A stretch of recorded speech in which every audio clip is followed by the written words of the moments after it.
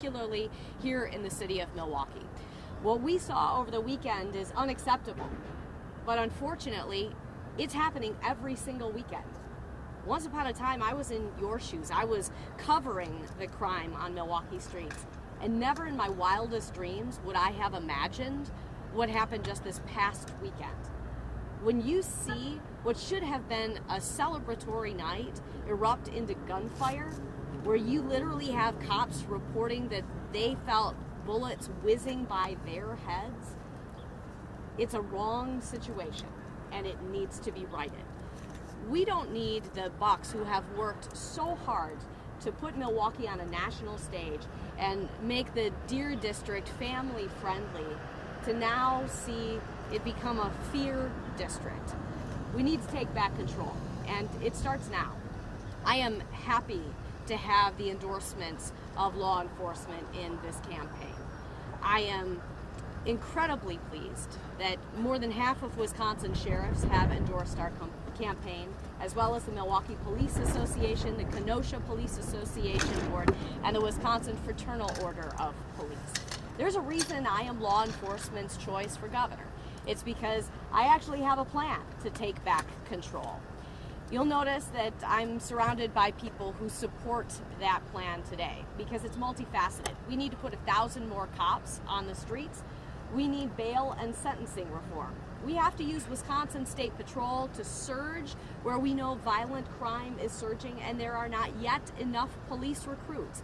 And we need to fire District Attorney John Chisholm, and I will fire him on day one. Right now, we're not seeing county and city leaders do enough. We see a revolving door of criminal justice.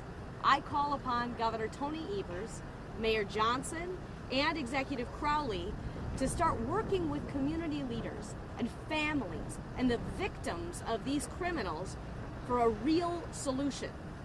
I'll be there to implement our solutions in January, but until then, we need to get serious about violent crime in the city, because we need Milwaukee to be a safe place for families, the Deer District to be a destination and not the Fear District anymore.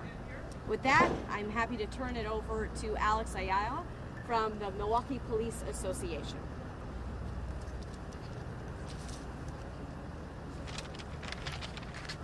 Hi, my name is Alex Ayala and I'm the Vice President of the Milwaukee Police Association. The mass shooting that occurred on Friday was a terrible incident for the victims and the city of Milwaukee. But let's not forget about the mental and physical toll that it puts on our officers as they respond to the scene and try to save lives and arrest the criminals that did this. Our detectives and forensic investigators had then to process a bloody scene and begin to piece together the facts of what happened from each one of those 17 victims. Our police officers, detectives, and forensic investigators are understaffed and overworked. Our officers are getting burned out, working long hours, getting their off days canceled. We need help. We need more police officers to address the violence that is happening in our city. This is why the Milwaukee Police Association is endorsing Rebecca Clayfish for governor. She supports law enforcement, and she will put 1,000 more cops on our streets so Milwaukee can be safer. Thank you. Oh, and next is Mark from the FOP. Good morning, everyone. Thank you, Alec. My name is Mark Setti. I'm the Vice President of the Wisconsin Fraternal Order of Police. The Fraternal Order of Police is the nation's largest law enforcement organization, representing over 346,000 law enforcement officers nationwide. Here in Wisconsin, we have 22 lodges representing 2,600 members that have chosen to support Rebecca for governor. Folks, our streets are a war zone. Like Rebecca said, the Bucks have put Milwaukee and Wisconsin on the map. They're champions. It's something to be proud of. But now we have incidents like happened on Friday night and Saturday where over 20 people are shot, totally poisoning the great things that are happening and that prosperity. It has to stop. We can't do this anymore. And we need somebody that's going to take charge, take back control, and give us our streets back. How can our state prosper when you fear taking your family to a Bucks game because you might get shot afterward? Your car might get stolen while it's down there, and the person that stole it is going to get a slap on the hand. How can our communities prosper when we're under the stranglehold of violent criminals and thugs? We can't. Rebecca has a plan to take that back, and that's what we need to do. We need to encourage businesses to move into our state. We need to encourage people to want to buy homes in our communities. But when they live under the fear that's going on, that's not going to happen. But Rebecca has a plan to take that back. We stand with her because she stands with police. She realizes that the failed experiments of defunding the police, bail reform, giving criminals more rights than victims, these policies have failed and they're not working, and we know how to take it back, and that's what we need to do. So we stand behind Rebecca. We stand behind what she's her goals and what she wants to do to make our state prosper, and we thank her for inviting us to this forum. Now I'll turn it over to Senator Julian Bradley. Well, good morning, everybody. This is a really unfortunate reason to have to be down here to speak to everybody, because unfortunately, the crime epidemic that we have here in our state is nothing new. It seems to be new to the governor, it seems to be news to Tony Evers, but it's nothing new. As a first-term state senator who just finished his first session, I have not been more disappointed than during the State of the Union when the governor didn't mention the word crime once. He did not cover that we have this issue. Yet, year over year, Milwaukee continues to outpace and set records for homicides. Even this year alone, we are up 50% over last year. We have to do something. We must do something. And we have plans, we have bills, we've passed bills, we've introduced further legislation. I've led the efforts on bail reform. We know that in 2020, 1 in 5 of the murders that occurred here in the city of Milwaukee were committed by people out on bail. We know that right now we have a problem with repeat offenders. If you talk to any of these gentlemen or anybody in law enforcement, we know that's an issue. We need more police on the streets to address these situations. The Milwaukee Police Department alone is down about 400 officers. That is something that needs to be rectified. People need to feel safe in their communities. It's the #1 issue I hear. I stand committed to continue fighting for that, to fighting for our communities, and I'm committed to standing with Rebecca Clayfish as the next governor so that we can get 1,000 new police officers on the streets, so that we can do something and make people feel safe and excited to come down here to the Deer District, excited to root for the Bucks, and excited to enjoy all that the city of Milwaukee has to offer. So thank you, and up next, I'll introduce Orlando Owens. Hello, my name is Orlando Owens, and I'm a candidate for treasurer for the state of Wisconsin. Let me first say this. As a pissed-off father in this city, criminals, you've been served notice. This will no longer happen in our community anymore. So mothers, get your sons. Fathers, get your daughters. But criminals, you will feel it and you will know it. You will no longer have safeguard in the city anymore. We will stand strong with the men and women of law enforcement. We have to take back our communities. I will use every resource as your next state treasurer, which the state treasurer right now could be using right now to help.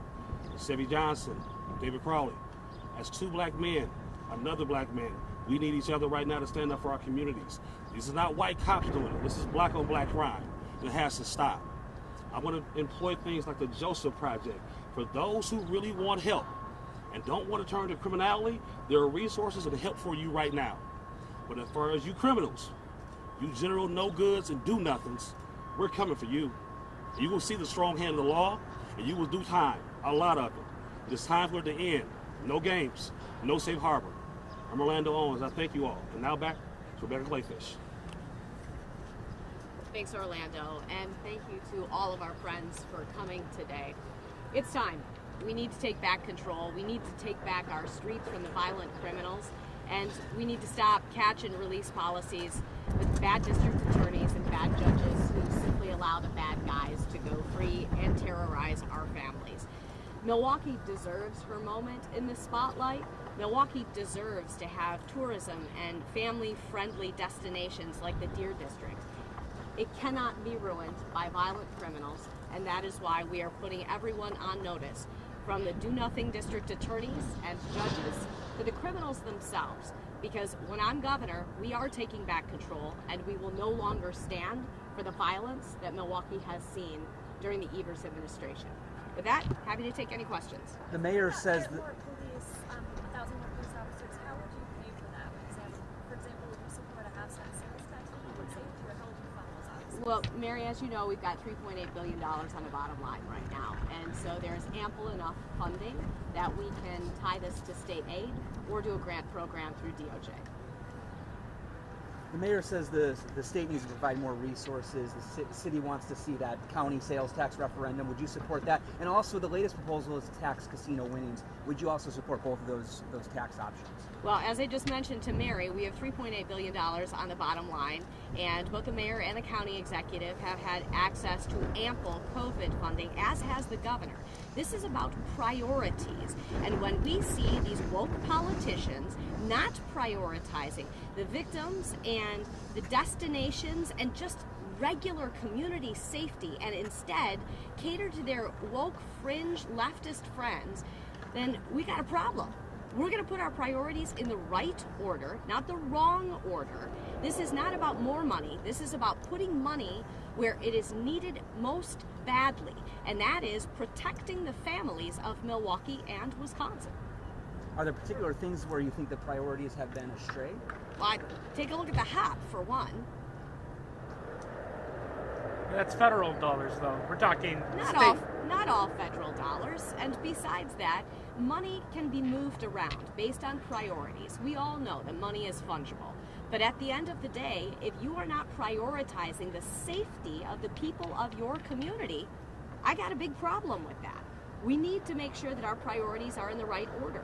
And I am calling on city leaders to make sure that those priorities are in the right order right now, as well as county leaders, because the courthouse is a mess. We see a district attorney and judges who are playing catch and release right now, and it's got to end, because families aren't allowing their kids to come down here anymore.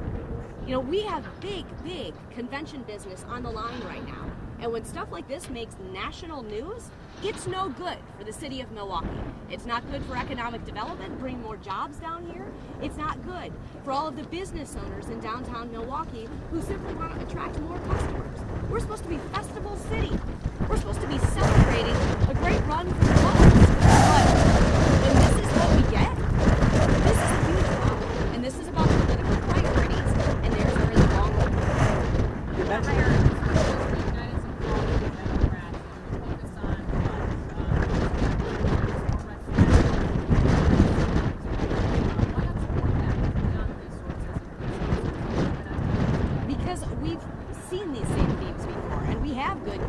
on the books. But when you got a county courthouse that is not enforcing these gun laws, I got a problem with that. Additionally, you know, when Alex and Mark and their guys are out there making sure that these investigations are done and they are arresting the bad guys, but then they go to the county courthouse and they're released on low or no bail, or it's a complete revolving door, and they see those same bad guys back out on the street the next week. It's not okay. Additionally, it's not okay when we don't see all of their investigations come to justice. You know, right now, you take a look at how many charges they're recommending. The district attorney's office is charging only 4 out of every 10 felony recommendations. People are less safe because of these woke liberal policies you see coming out of the revolving door of the county courthouse here in Milwaukee County. That all ends when I am governor. We're going to do bail and sentencing reform. Julian just told you about it. The governor has had 126 vetoes, so he can cater to the far fringes of his political party. It ends. We need to protect people, and we need someone to stand up and say enough is enough.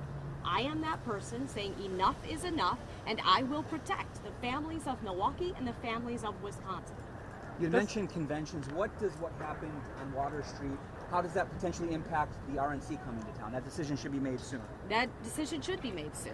And I think it's deeply unfortunate that this made national news. I don't know what more I can say about it. Besides, it is a very sad shame that you got a bunch of riot-minded people coming down to ruin everyone's good time, a celebration for the Bucks and a really excellent season. And then yesterday at the watch party, you had practically no one down here. A couple of bad actors can ruin a good time for an entire city. And it doesn't just happen on one weekend. Now we're looking at it potentially happening well into the future, because stuff like this does impact people's decision making.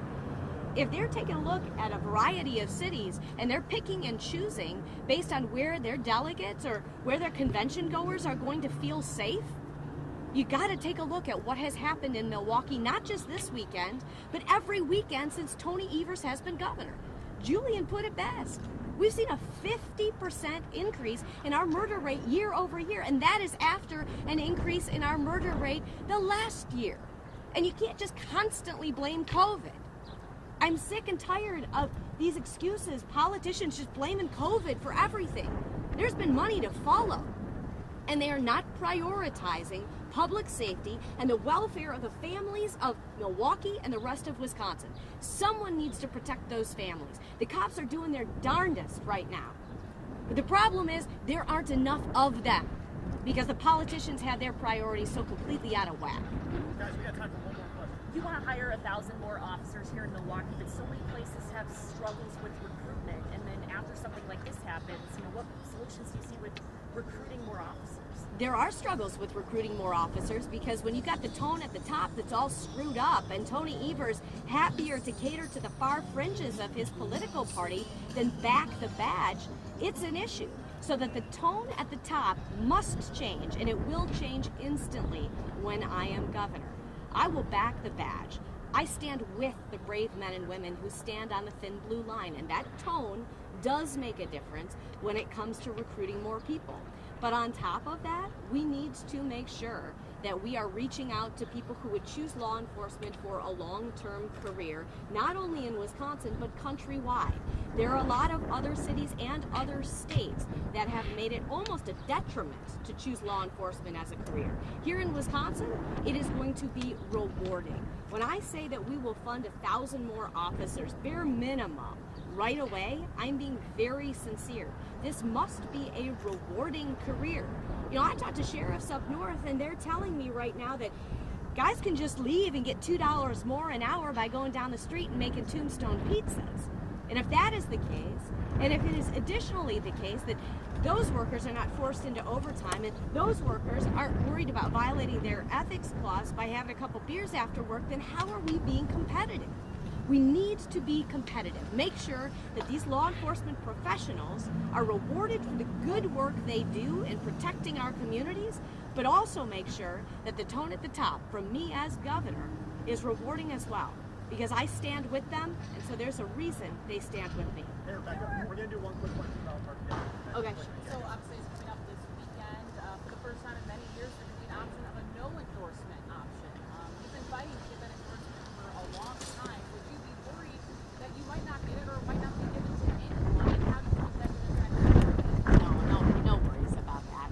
I mean, let's look back at 2010 when I very first ran for lieutenant governor. I was clearly not the choice of the party insiders and bosses, and I still beat all the other guys by 21 points. And so it doesn't faze me at all, but I will say this. I want the endorsement of everyone, not only the delegates at the RPW convention, but every single voter who is watching this broadcast or listening to what you're recording right now. Because the primary on August 9th and the general election in November matter. They matter to the safety and security of all Wisconsin. And so when I say that we're going to take back control, I'm being very sincere. When it comes to crime, when it comes to affordability, when it comes to education, it all changes in January. In a Clayfish administration, the people are back in charge. Thanks, guys. Thank you.